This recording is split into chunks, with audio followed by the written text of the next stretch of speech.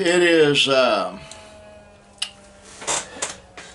actually evening now. It's Friday evening. Well, it won't be evening for another 9 minutes. It's 5:21 in the afternoon. Made it back way up. Yesterday, the evening started off with a storm coming through everybody was worried about. And it blew a portion of our roof up and over and landed it on the front. The same thing happened a while back with the front one blowing up and over onto the back. They're supposed to come tomorrow morning and repair it, I hope. Then Linda and I went to bed. We watched some shows in the parlor, and then I played games for her on a computer. It sounds funny, but we're old and we enjoy just piddling together. Well, 2:30 in the morning, Linda comes and wakes me up and says Chris needs an ambulance, my little brother. So we called an ambulance. I called an ambulance, gave him my name, the address, told him I'd lead him in. Went out and got my van and let him in. And then they got him into a wheelchair, but they called the fire department to get more guys to help get him onto a gurney. He's dead weight. He has absolutely no muscle tone. He couldn't breathe. He was afraid he had COVID, but found out later, and I'll get to that in a minute. So they left. I went back in, and at 3:45 in the morning I was back in bed and got up about 9:30. Got a shower, got some clean overalls, a clean shirt, clean underwear, clean socks, and got ready to go over to Ada to check on him. I called him, got him on the phone. I told him something, and he is believing it now. The Indian hospital in Ada is heads and shoulders above any hospital he's been to thus far.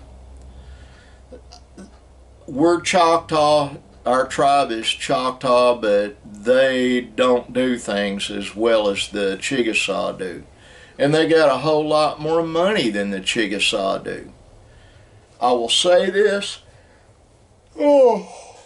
For Bill Anatubby, Chris Anatubby, and the tribal chairman, they care about the members. They care about anyone that is native. They do, and the quality in that hospital is really good. That's the reason I'm alive. I'll just be blunt about it. That, God, number one, and the medical staff over there, number two. That's the reason I'm somewhat ambulatory. And he got to see that firsthand. So Linda and I went over and talked to him a bit, and we have a social worker was going to come here either today or tomorrow. It will be tomorrow morning sometime, probably. Probably I need to turn the heat on in here when I leave the office, and it's real chilly. But get her, the social worker, in here and talk to her out of earshot of everyone else except Linda and me. What we're doing is trying to get his Medicaid going. They found his CDIB information.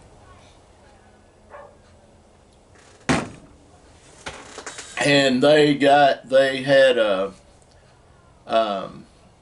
Fort Smith Baptist Hospital wire the information to the Indian Hospital in Ada.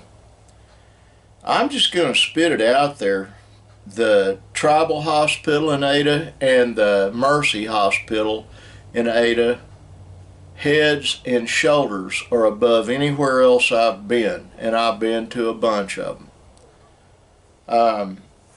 they're going to get his Medicare started. I'm going to try to get him an assisted living center to stay in. He's got to get his Social Security going. He knows it. His roommate Perry, housemate over in Hartshorn, is supposed to be bringing his bed, clothes, couple of guitars, couple of pews, and stuff here. I'm going to have, I've got to go in the house. Actually, I need to have Aurora bring the keys out here. I'll keep his car keys and building keys out here and put the building key on an additional key thing I got in my desk. That way I know what it's to.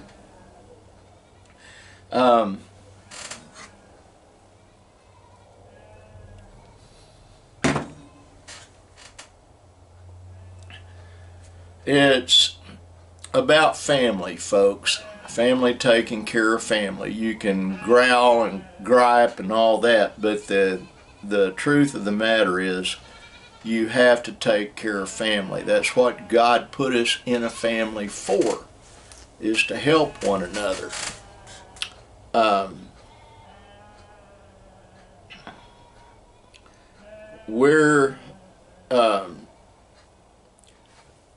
Hopefully his bed will be here tomorrow. What we can do is rearrange the den furniture so that his bed can go in there. It's not going to be a permanent basis. We're going to get him better and hopefully get him a place to live. Really, the best place he could live would be in Ada. And the reason for that is that hospital's right there. The clinics are right there. The health care over there is really, really good. And that's what he needs. I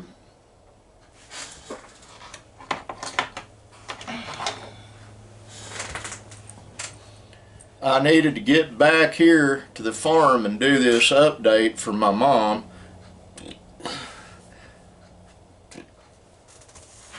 And also so my sister could hear from me what's going on. I think Chris puts the best spin on everything. Oh, no, he's not doing okay. He's got a bad cough. The bad cough is due to fluid crowding his lungs. He doesn't have pneumonia and crowding his heart. So they put him on a catheter. They've got fluid going in and more fluid going out. They're getting rid of the water weight he's gotten, and he's probably packing around, if I were to guess, about 80 pounds worth of fluid. We're going to help get him up to snuff. He didn't make a court appearance on a traffic ticket and his license got suspended, and here's the problem. He was in the hospital when he was supposed to be in court, and he was in no condition to respond to it. So I'm going to help him there too. I'll help respond.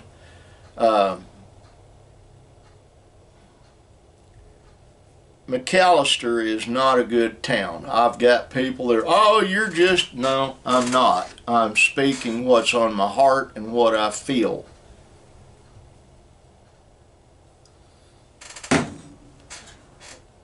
I believe he'll be much better off over in this part of the country. You need to be close to where the best medical facilities are when you're in his condition and can potentially be in his condition. They keep me up.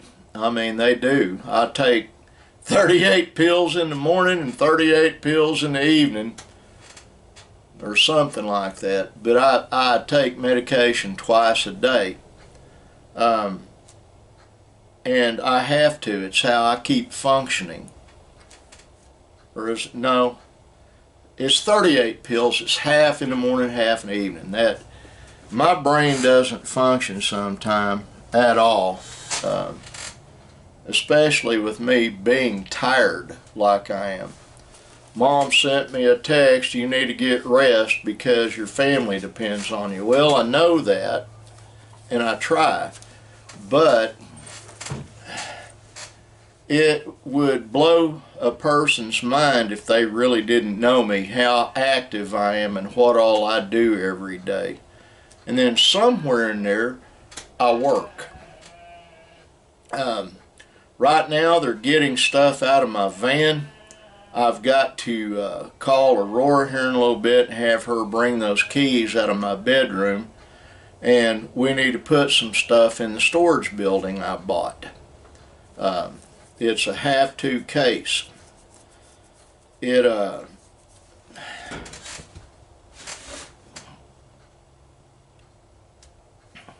We can't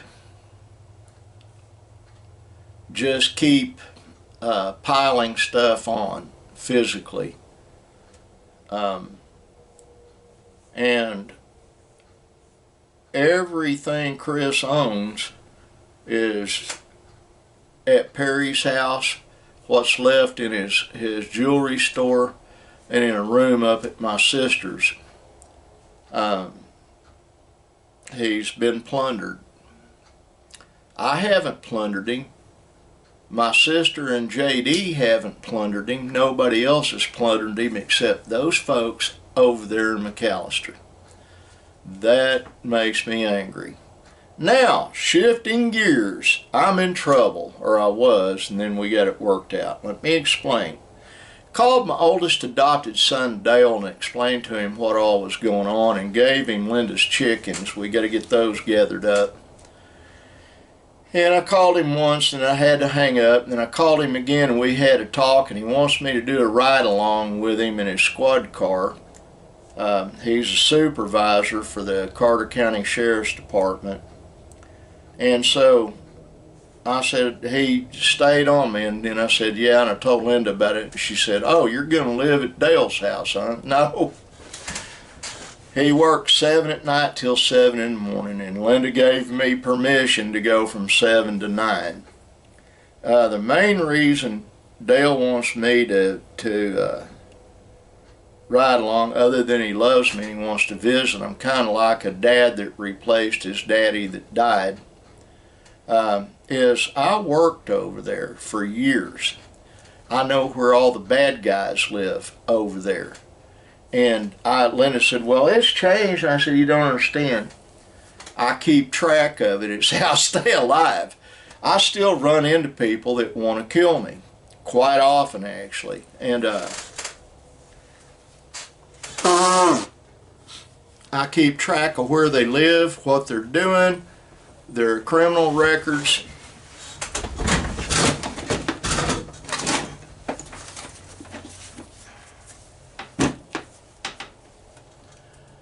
That's business, but it's also records as well as other records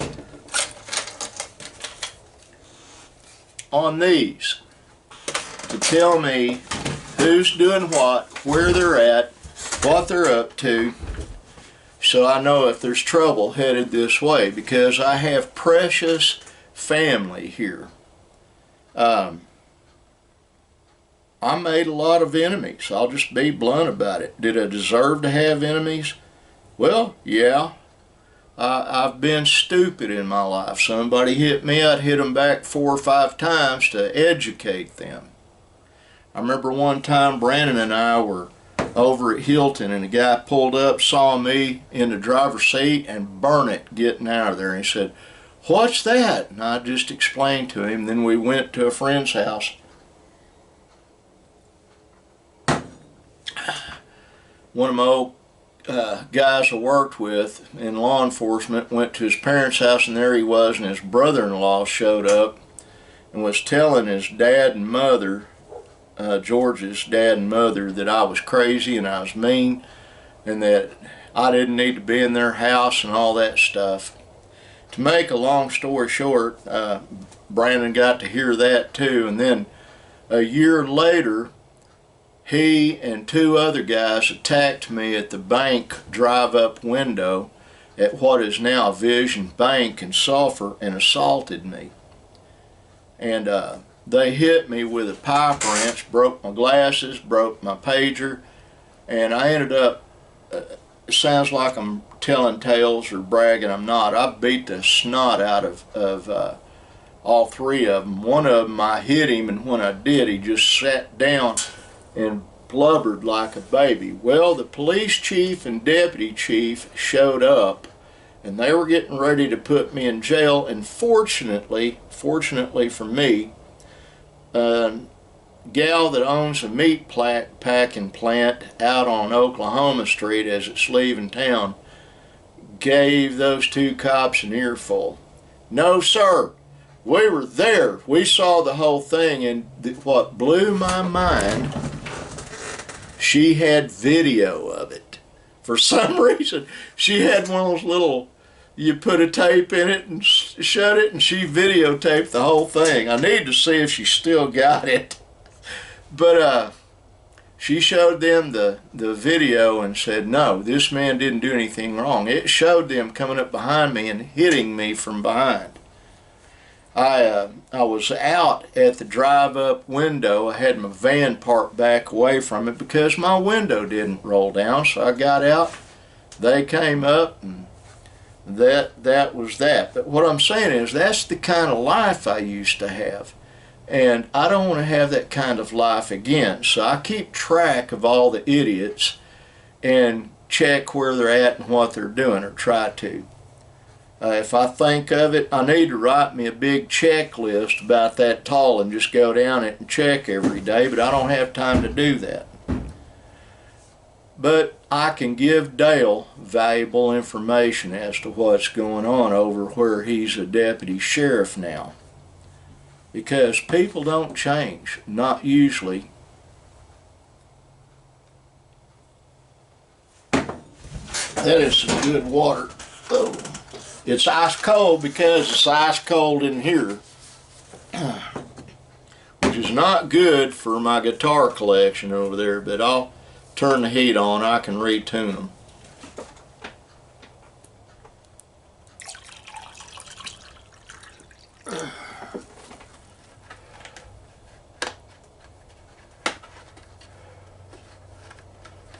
Dale Fullerton's dad, Gary Dale, was one of my best friends. I'd known him for a long time, and Dale kind of looks at me as his long-lost daddy sometimes. And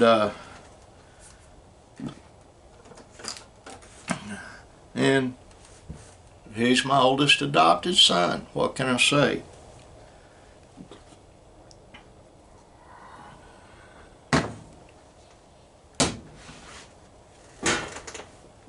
And Matt and Mike, if y'all see this today, I want you to know Dale really thinks a lot of you guys. He asks about you every time I talk to him, see how y'all are doing. And I tell him, y'all are doing good, you're busy. So I gave him an update today. Well, folks, I've got to get off of here. I'm not doing anything except I'm tired, and